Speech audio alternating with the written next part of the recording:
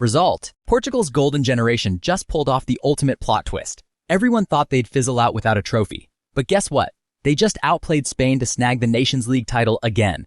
With arguably the deepest squad in world football, they're striding into the World Cup as real contenders. And let's not forget the 41-year-old legend who's been waiting his whole career for this moment. Buckle up, because Portugal might just steal the show at the 2026 World Cup. Let's break down what just happened, because it's a game changer. Portugal didn't just squeak past Spain in the Nations League final. They battled it out for 120 intense minutes in Munich and triumphed on penalties. Spain, the reigning World Cup favorites, brought their A-game with stars like Lamine Yamal and Nico Williams. But Portugal stood tall. They matched Spain blow for blow, shutting down Yamal and keeping Williams quiet in the second half. And when it came to penalties, Diogo Costa made a heroic save against Morata, sending Ruben Neves and the entire nation into a frenzy. This isn't luck. It's a team that knows how to win. Winning isn't just a habit for them, it's their lifestyle. Now they're the only nation to have won the Nations League twice, strutting into the World Cup with momentum that no one else can touch. Now, let's talk about the squad, because this is where it gets seriously intimidating for the competition.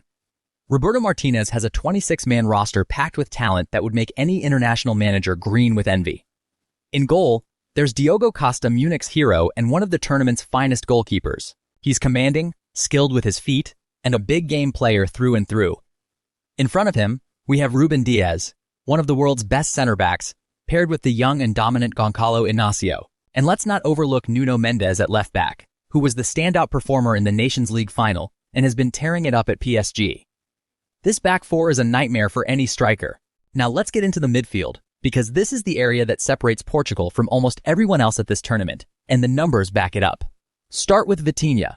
Playing at PSG under Luis Enrique in one of the most demanding systems in European football, Vitinha has been the engine of a team that just reached the Champions League final. His passing accuracy, his ability to receive in tight spaces and immediately release, he is one of the most technically precise midfielders in world football right now, and he's only 25. He arrives at this World Cup with confidence that only comes from consistently performing at the very highest level week in, week out. Then there's João Neves. At 21, he is already being considered one of the best defensive midfielders in world football. This season in League One, he's scored 5 goals from central midfield, extraordinary for a player who primarily operates as a ball winner, completing passes at a rate of over 92%. His market value has hit 110 million euros. PSG paid nearly 60 million for him less than 2 years ago, and he's already worth nearly double. At 21, when you watch him play, he covers the ground of 2 players. He reads the game like someone a decade older, and he protects the backline in a way that gives Vitinha and Bruno Fernandes the license to express themselves going forward. And then Bruno Fernandes. We need to talk about his season, because it has been genuinely historic. In the Premier League this campaign, Bruno has registered 9 goals and 21 assists. 21 assists in one Premier League season. He's been the creative heartbeat of Manchester United all season long, and his numbers for Portugal are equally impressive across 87 caps and 28 international goals. When Bruno plays for Portugal, surrounded by world-class talent, he becomes a different beast entirely.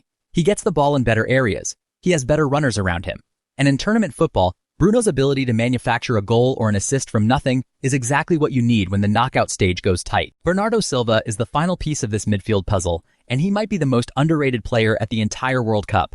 This season at Manchester City, he was the heartbeat of Guardiola's system all year. He created 36 chances in the Premier League this season, and his expected threat ranking consistently placed him in the top 15 in the league. But the stats don't even fully capture what Bernardo does. He drifts into pockets of space. He drags defenders out of position. He finds the pass that unlocks a defense before they've even noticed the danger. In Portugal's system, he is the connector between midfield and attack, and there is nobody in this squad who makes everyone around them better in the way Bernardo does. When you've got Vitinha, João Neves, Bruno Fernandes, and Bernardo Silva all in the same squad, you have arguably the most complete midfield of any nation at this World Cup. And then the attack. This is where it gets controversial. Because yes, Cristiano Ronaldo is 41 years old. Yes, he is not the Ronaldo of 2018. But here's what people keep getting wrong. Ronaldo doesn't need to be that player anymore. He finished as the top scorer in the Nations League. He scored the equalizer against Spain in the final. He scored the winner against Germany in the semifinals, the first time in his entire career he beat Germany at senior level. He has evolved. He is a penalty box predator now, and his finishing and his ability to score in the moments that define tournaments hasn't gone anywhere. Former World Cup winner Gilberto Silva put it best. Ronaldo's mentality is like no other player in football. He pushes every single person in that dressing room to believe they can achieve something special. When you're walking out into a World Cup knockout game, having Ronaldo in your corner matters. It matters a lot, but the attack goes so much deeper than Ronaldo. And this is what people consistently underestimate about this Portugal team. Pedro Neto has had one of the best seasons of his career at Chelsea, 5 goals and 4 assists in the league. But more importantly, 9 big chances created and 216 dangerous attacks initiated, placing him in the top 16 in the entire Premier League for starting dangerous moves. His top speed of almost 35 kilometers per hour makes him one of the fastest players at this entire tournament. Put him on the right side in transition, and he is virtually uncontainable. Rafael Leao gives you the same threat on the left, technically brilliant, capable of beating a man with ease and delivering in the final third on his day. Then there's Gonçalo Ramos.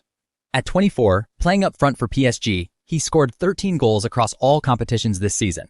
He wins aerial duels, he holds the ball up, he scores with his head and with both feet, and he's 185 centimeters of physical presence that teams will struggle to manage. He gives Portugal something genuinely different to Ronaldo, a conventional, athletic number 9 who can operate as the focal point of the attack. Martinez can play them together or use them interchangeably depending on the opponent.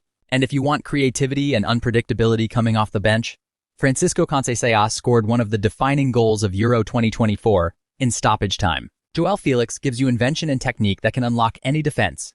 This is not just a one-man team. This is a squad.